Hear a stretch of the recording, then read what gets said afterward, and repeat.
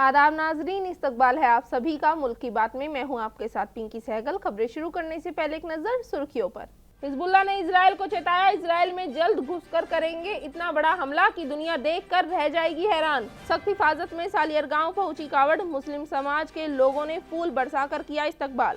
बरेली में स्कूली तलबा से प्रिंसिपल का बुरा बर्ताव, वीडियो हुआ वायरल। महाराष्ट्र में बीजेपी के जन आक्रोश मोर्चा का फिर होगा आगाज। दिल्ली दंगे मामले में कोर्ट ने 6 लोगों को किया बरी, सीसीटीवी फुटेज से वाज़ेह पहचान नहीं हो पाई। गुजरात की एक अदालत ने लिया बड़ा फैसला, मुस्लिमों का माली बॉयकॉट करने वालों पर होगी एफआईआर। हिजबुल्लाह ने इजराइल को सख्त अल्फाज में चेताया है कि वो इजराइल के अंदर घुसकर जल्द बहुत बड़ा हमला करके दिखाएगा कि दुनिया भी देखकर हैरान रह जाएगी। हिजबुल्लाह की इस धमकी के बाद से पूरा इजराइल टेंशन में आ गया है, क्योंकि एक्सपर्ट्स ने खदशा जाहिर किया है कि ईरान और हिजबुल्लाह मिलकर इजराइल पर अब तक का सबसे बड़ा हमला करने वाले हैं। लेबनान की राजधानी बैरूत में टॉप कमांडर फुआद शुक्र की मौत के बाद हिजबुल्लाह को बहुत तगड़ा झटका लगा है। कमांडर फुआद शुक्र हिजबुल्लाह के टॉप एडवाइजर और सीधा हाथ माने जाते थे। लेबनान में अपने बेहतरीन कमांडर और तेहरान में अपने मजबूत एलाई इस्माइल हानिये को खोने के बाद हिजबुल्लाह इतना तैश में आ चुका है कि उसने इजराइल को धूल चटाने की कसम खा ली है। मिडिल ईस्ट खित्ते की तमाम मीडिया रिपोर्ट कर रहे हैं कि ईरान, हिजबुल्लाह समेत तमाम प्रॉक्सीज इजराइल पर जल्द एक बहुत बड़ा हमला करेंगे। इसी कड़ी में हिजबुल्लाह ने इजराइल को एक बार फिर खबरदार किया है। न्यूज वेबसाइट प्रेस टीवी के मुताबिक हिजबुल्लाह के सेक्रेटरी जनरल हसन नसरुल्लाह ने कहा है कि इजराइल ने इस बार तमाम हदों को पार कर दिया है और उसे रेजिस्टेंस की तरफ से सख्त रद्द अमल के लिए तैयार रहना चाहिए। हमारे तुम्हारे दरमियान अब बस दिन रात और मैदान जंग है। हिजबुल्लाह ने वाजे कर दिया है कि इजरायली हुकूमत से फुआद शुक्र के खून का बदला हर हाल में लेगा और इजराइल पर जल्द इतनी जोरदार शिद्दत से अंदर घुसकर हमला करेगा कि पूरी दुनिया देखकर दंग रह जाएगी। इसका मतलब ये है कि हिजबुल्लाह अब सिर्फ इजरायली फौजी ठिकानों और फौजी साजो सामान को निशाना बनाने के अलावा इजराइल के कब्जे वाले इलाकों के अंदर भी जबरदस्त हमला करेगा। हिजबुल्लाह की खतरनाक चेतावनी आने के बाद से इजराइल में डर और खौफ का माहौल पैदा हो गया है। तेल अबीब में मौजूद एक्सपर्ट्स ने बताया कि इजरायली सेटलर्स में इंतहाई खौफ का माहौल है। सड़कों पर लोगों की आवाजाही ना के बराबर है। इजरायली बंकरों में पनाह ले रहे हैं ताकि हमले की जद में आने से बच सकें, बल्कि कई इजरायली तो मुल्क भी छोड़ रहे हैं। एयरपोर्ट पर भारी भीड़ देखी जा सकती है। ईरान, हमास और हिजबुल्लाह समेत मिडिल ईस्ट की तमाम प्रॉक्सीज इजराइल पर हमले के लिए तैयार हैं। ईरानी हुकूमत ने वाजे कर दिया है कि आने वाले दिनों में दुनिया एक बड़ी जंग की गवाह बनेगी। एक्सपर्ट ने खदशा जाहिर किया है कि इस बार इजराइल पर ईरान का हमला पिछली बार से भी ज्यादा घातक होगा, जब अप्रैल माह में उसने इजराइल पर 300 से ज्यादा मिसाइल और ड्रोन की बारिश की थी। अब देखना ये होगा कि इजराइल पर यह हमला कब और कितनी शिद्दत का होगा। रुड़की में कावड़ यात्रा में हिंदू मुस्लिम एकता देखने को मिली है। बता दें कि जैसे ही कावड़ सालियर गांव की कावड़ रामपुर चुंगी पर पहुंची तो मुस्लिम समाज के लोगों ने कावड़ यात्रियों के ऊपर गुलाब के फूल बरसाकर उनका इस्तकबाल किया। हरिद्वार के रुड़की में भारी पुलिस बल के 20 संगीनों के साये में सलियर गांव की कावड़ को रामपुर चुंगी के गांव तक निकाला गया। इस दौरान पुलिस द्वारा आसमान से ड्रोन से भी निगरानी की गई और जमीन पर भारी पुलिस बल तैनात रहा। इसी के साथ पुलिस के आला अधिकारी और LIU कर्मी भी सतर्क रहे। कावड़ में झांकियां आकर्षण का केंद्र रहीं और युवाओं ने भजनों पर जमकर डांस किया। वहीं दूसरी तरफ आपको बता दें कि मुस्लिम समाज के लोगों ने कावड़ यात्रियों के ऊपर गुलाब के फूल बरसाकर उनका स्वागत किया। आपको बता दें कि हरिद्वार जिले के सलियर गांव की कावड़ सबसे अति संवेदनशील कावड़ मानी जाती है।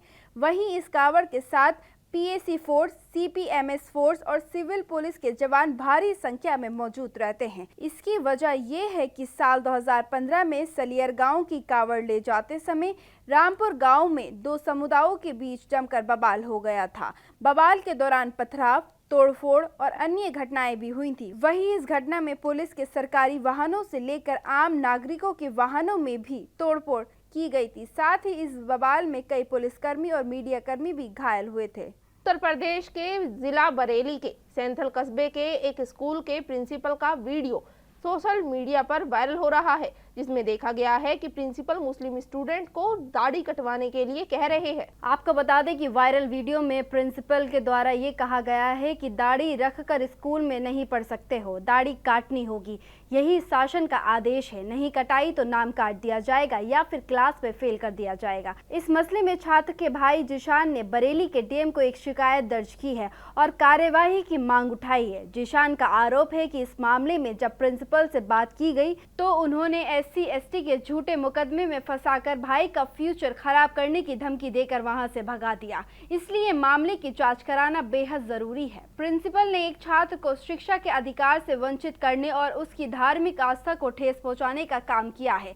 जिशान ने डीएम से शिकायत में ये बात कही है। आपको बता दें कि ये घटना बरेली जिले के सैंतल के आजाद नौरंग इंटर कॉलेज की है। जिशान का आरोप है कि उसका भाई यहाँ कक्षा 9 का छात्र है और वे दाढ़ी रखकर स्कूल जाता है और इसी को लेकर प्रिंसिपल ने ऐतराज जताया है और अब प्रिंसिपल ने दाढ़ी काटकर स्कूल आने का दबाव उसके भाई पर बनाया है। बीजेपी ने आने वाले महाराष्ट्र विधानसभा चुनाव के लिए एक मजबूर हिकमत अमली तैयार की है, जिसमें हिंदुत्व एजेंडे के तौर पर तवज्जो दी गई है। आपको बता दें कि पार्टी अपने मतदाता आधार को उत्साहित करने के लिए जिहाद और लव जिहाद और भूमि जिहाद जैसे मुद्दों को आक्रामक रूप से उजागर करने की योजना बना रही है। 4 अगस्त से बीजेपी समर्थित सकल हिंदू समाज पूरे राज्य में अपने हिंदू जन आक्रोश मोर्चा फिर से शुरू करेगा। 2024 के लोकसभा चुनावों में मुस्लिम वोटों के पोलराइजेशन के जवाब में बीजेपी पूरे महाराष्ट्र में वोट जिहाद के खिलाफ जागरण अभियान शुरू करेगी। पार्टी नेतृत्व का मानना है कि भूमि जिहाद, लव जिहाद और वक्फ भूमि से जुड़े मामलों जैसे मुद्दों को संबोधित करने से हिंदुत्व समर्थक वोट बैंक का पोलराइजेशन करने में मदद मिलेगी। महाराष्ट्र बीजेपी और आरएसएस पदाधिकारियों के बीच हाल ही में हुई बैठक में आगामी चुनावों में हिंदुत्व के महत्व पर प्रकाश डाला गया है। आरएसएस के निर्देश में 4 अगस्त को सोलापुर और 14 अगस्त को अमरावती में जन आक्रोश मोर्चा फिर से शुरू करना शामिल किया गया है। भाजपा विधायक नितेश राणे और गोपीचंद पटेलकर को इन मोर्चों के समन्वय का काम सौंपा गया है। दिल्ली के कड़कड़डूमा कोर्ट ने साल 2020 के दिल्ली दंगों से जुड़े एक अहम मामले में सभी 6 मुलजिमों को बरी कर दिया है। जज ने कहा है कि सीसीटीवी फुटेज में किसी की भी पहचान सही तरीके से नहीं हो पाई है। साल 2020 में हुए दिल्ली दंगों में कड़कड़डूमा कोर्ट ने 6 आरोपियों को रिहा कर दिया है। आपको बता दें कि आरोपियों की पहचान हाशिम अली, अबू बकर, मोहम्मद अजीज, राशिद अली, निजामुद्दीन उर्फ भोला और मोहम्मद दानिश के तौर पर हुई है। आरोपियों के खिलाफ दंगा, चोरी, तोड़फोड़ और आगजनी जैसे गंभीर आरोप थे। करावल नगर पुलिस स्टेशन में दर्ज FIR के आधार पर उन पर भारतीय दंड संहिता यानी IPC की धारा 148, 380, 427, 435 और 436 के साथ साथ धारा 149 और 178 के तहत मामला दर्ज किया गया था। सभी सबूतों के आधार पर अदालत ने कंक्लूजन निकाला कि कोई भी गवाह CCTV फुटेज से आरोपी की स्पष्ट पहचान नहीं कर सका। अदालत ने फुटेज में आरोपी की मौजूदगी की पुष्टि करने के लिए वैज्ञानिक जांच की कमी की आलोचना की है। साथ ही अदालत ने फैसला सुनाया है कि आपराधिक गतिविधियों में आरोपी की संलिप्तता साबित करने के लिए पर्याप्त सबूत नहीं है। सभी आरोपों को निराधार घोषित करते हुए उन्हें बरी कर दिया गया। गुजरात के पाटन जिले की एक अदालत ने पिछले साल जुलाई में फिरकावाराना तशद्दुद के बाद एक गाँव में मुसलमानों के माली बॉयकॉट की मुबैयाना तौर पर अपील करने वाले लोगों के एक ग्रुप के खिलाफ FIR दर्ज करने का हुक्म दिया है। हाल ही में एक आदेश में जुडिशियल मजिस्ट्रेट SP जोशी की अदालत ने बलिसाना पुलिस स्टेशन के सब इंस्पेक्टर को याचिकाकर्ता मकबूल हुसैन शेख की शिकायत के आधार पर मामला दर्ज करने और समयबद्ध तरीके से जांच पूरी करने का निर्देश दिया है। आपको बता दें कि ये मामला पिछले साल 16 जुलाई को पाटन जिले के बलिसाना गांव में हुए सांप्रदायिक दंगे से जुड़ा है। दंगे के बाद एक कट्टरपंथी हिंदू समूह ने तकसीम करने वाली अपील की थी, जिसमें मुस्लिम समुदाय के आर्थिक बहिष्कार का आग्रह किया गया था। आपको बता दें कि इस अपील की वजह से कथित तौर पर गांव में जगह किराए पर लेने वाले मुस्लिम दुकानदारों की रोजी रोटी में काफी ज्यादा दिक्कतें आई थी। याचिकाकर्ता मकबूल हुसैन दिलावर भाई ने बलिसाना पुलिस स्टेशन द्वारा कथित तौर पर उनकी शिकायत को नजरअंदाज किए जाने के बाद कानूनी राहत की मांग की है। वहीं दूसरी तरफ वकील यूसुफ शेख द्वारा प्रतिनिधित्व किए गए दिलावर भाई ने अदालत में वीडियो साक्ष्य प्रस्तुत किए थे, जिसमें अभियुक्त को बहिष्कार का आह्वान करते हुए दिखाया गया था।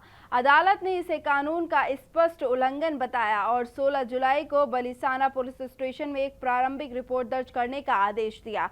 आपको बता दें कि इस मामले पर कड़ी निगरानी रखी जा रही है और अगली सुनवाई इस मामले की 2 सितंबर को होगी। साथ ही अदालत द्वारा FIR दर्ज करने का निर्देश तथा सांप्रदायिक अपीलों के माध्यम से होने वाले आर्थिक नुकसान को मान्यता देना गुजरात तथा पूरे देश में सांप्रदायिकता से निपटने और सद्भाव को बढ़ावा देने के लिए चल रहे प्रयासों में ये एक इम्पोर्टेंट मूवमेंट है। तो वहीं सना मकबूल और नेजी के बीच बिग बॉस OTT 3 की ट्रॉफी के लिए कड़ा मुकाबला देखने को मिला, लेकिन सना मकबूल ट्रॉफी जीतने में कामयाब रही। आपको बता दें कि वो रियलिटी शो की शुरुआत से ही ट्रॉफी की मजबूत दावेदार थी। बिग बॉस OTT सीजन 3 का फिनाले बीती रात हुआ, जिसमें सना मकबूल ने विजेता की ट्रॉफी अपने नाम की। सना मकबूल ने BBOTT 3 की ट्रॉफी के साथ 25 लाख रुपए भी हासिल किए। सना मकबूल ने रैपर नेजी को टॉप 2 में हराकर ये खिताब अपने नाम किया। आपको बता दें कि बिग बॉस OTT सीजन 3 के टॉप 5 में जगह बनाने वाले रणवीर टॉप 3 में पहुंचकर बाहर हो गए। बिग बॉस OTT 3 के विजेता का समापन के दौरान सना और नेजी ने अपनी गहरी दोस्ती को जाहिर किया, लेकिन एक्ट्रेस की इस जीत से रणवीर खुश नहीं है। उन्होंने शो के बाद सना की जीत पर रिएक्शन देते हुए उन्हें नॉन डिजर्विंग विनर बताया। दूसरी तरफ एक्ट्रेस ने भी रणवीर को लेकर कुछ ऐसा कहा जिससे साफ है कि दोनों आपस में दोस्ती नहीं रखना चाहते। सना मकबूल की जीत पर रिएक्शन देते हुए रणवीर ने एक्ट्रेस पर निशाना साधा था। उन्होंने फिनाले खत्म होने के बाद मीडिया के सामने बात करते हुए कहा कि मेरे हिसाब से शो जीतने के लिए सना से कई ज्यादा डिजर्विंग लोग थे। रणवीर की इस बात के बाद अब सना का भी एक बयान चर्चा में है। अपने बयान में सना मकबूल ने कहा है कि वो रणवीर से कोई भी मतलब नहीं रखना चाहती हैं। अमेरिका में होने वाले प्रेसिडेंशियल इलेक्शन के लिए डेमोक्रेटिक पार्टी ने अपने कैंडिडेट का ऐलान कर दिया है। कमला हैरिस को जुम्मे को ऑफिशियल तौर पर डेमोक्रेटिक अमेरिकी प्रेसिडेंट पोस्ट का कैंडिडेट बना दिया गया है, जिससे वो किसी भी पार्टी के टिकट पर लीडरशिप करने वाली पहली खातून महिला बन गई है। ये अनाउंसमेंट डेमोक्रेटिक नेशनल कमेटी के चेयरमैन जैसे हैरिसन ने की है। वर्चुअल वोट के जरिए हैरिस के एनरोलमेंट की कंफर्मेशन हुई। कमला हैरिस इस दौड़ में सबसे आगे थी। आपको बता दें कि कमला ने अपने सोशल मीडिया प्लेटफॉर्म पर पोस्ट करके लिखा है कि मैं प्रेसिडेंट पोस्ट के लिए डेमोक्रेटिक उम्मीदवार बनने पर सम्मानित महसूस कर रही हूं। मैं अगले हफ्ते ऑफिशियली तरीके से इस सम्मान को लूंगी। ये मुहिम हमेशा से अमेरिका से प्यार करने वाले लोगों को एक साथ लाने के लिए है और अपनी सबसे अच्छी सिचुएशन के लिए लड़ने के बारे में है।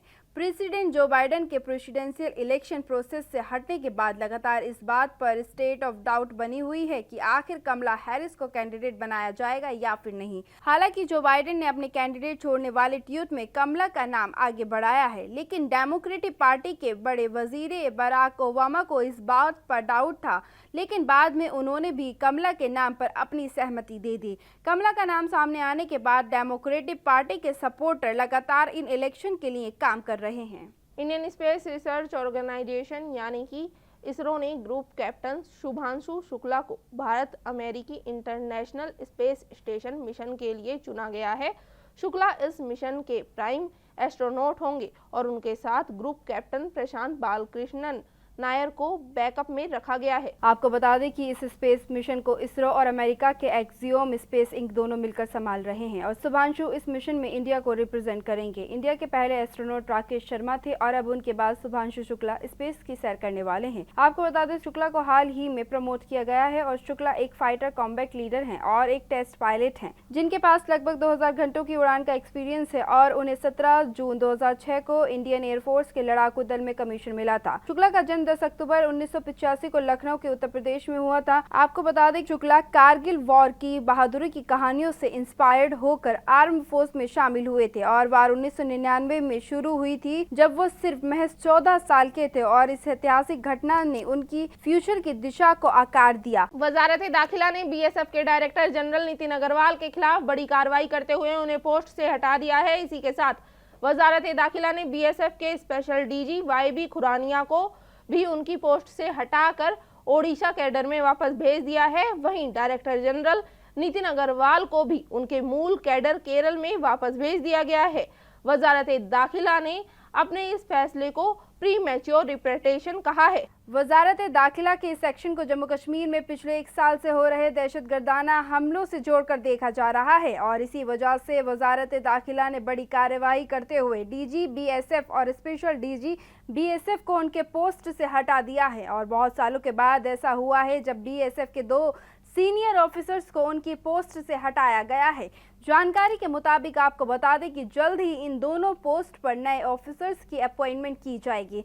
साथ ही बीएसएफ के डायरेक्टर जनरल नितिन अग्रवाल साल 1989 बैच के केरल कैडर के ऑफिसर हैं। वहीं वाईपी खुरानिया साल 1990 बैच के ओडिशा कैडर के ऑफिसर हैं। नितिन अग्रवाल ने साल 2023 के जून में सीमा सुरक्षा बल के चीफ का चार्ज संभाला था। वहीं वाईपी खुरानिया ने स्पेशल डायरेक्टर जनरल के रूप में पाकिस्तान सीमा पर बॉर्डर सिक्योरिटी फोर्स को लीड कर रहे थे। हैदराबाद के तेलंगाना के वजीर आला रेवंत रेड्डी ने एक अहम ऐलान करते हुए कहा है कि हैदराबाद में अब सभी किस्म की दुकानों को रात 1 बजे तक खुले रहने की परमिशन है। हालांकि इस हुक्म में शराब की दुकानों को छूट नहीं दी गई है, यानी कि हैदराबाद में शराब की दुकानों को छोड़कर सभी दुकानें 1 बजे तक खुली रहेंगी। तेलंगाना असेंबली में इसका ऐलान करते हुए वजीर आला रेवंत रेड्डी ने कहा है कि शराब की दुकानें उसी वक्त बंद होंगी जो उनका टाइम है। मैं शराब के खिलाफ हूँ, शराब की दुकानों को वक्त पर बंद करवाऊंगा। अगर शराब की दुकानें ज्यादा देर तक खुली रहेंगी तो लोग ज्यादा शराब पियेंगे। मैं ऑफिशियली तौर पर हुक्म दे रहा हूँ कि किसी को कोई परेशानी नहीं होगी। मैं वादा करता हूँ कि कोई परेशान नहीं होगा। वजीर आला ने कहा है, अकबर साहब ने उस दिन शिकायत की थी कि पुलिस रात 11 बजे के बाद पूरे शहर में लोगों पर हमला कर रही है और ये लोगों के लिए परेशानी का सबब है। मैं वादा करता हूं कि शहर में शराब के अलावा रेस्टोरेंट और कई दूसरे एस्टैब्लिशमेंट को रात के 1 बजे तक काम करने के लिए परमिशन दी जाएगी। जम्मू कश्मीर में इंतखाबात की तैयारियां जोर पकड़ने लगी है। इसी मौजू पर हमारे नुमाइंदे ने बीजेपी के नेशनल जनरल सेक्रेटरी तरुण चुग से बात की। क्या कुछ कहा उन्होंने, आइए सुनते हैं। चुनाव घोषित करना, चुनाव का प्रबंध करना, कहाँ बूथ बनेगा, क्या समय होगा, क्या चुनाव की प्रक्रिया रहेगी, ये सब काम तय करने का काम चुनाव आयोग का है और चुनाव आयोग ही तय करता है। भाजपा एक जिम्मेवार राजनीतिक दल होने के नाते हर समय चुनाव के लिए तैयार है और चुनाव का हम स्वागत करते हैं। नाजरीन, मुल्क की बात में आज के लिए बस इतना ही। मुझे दीजिए इजाजत। आदाब।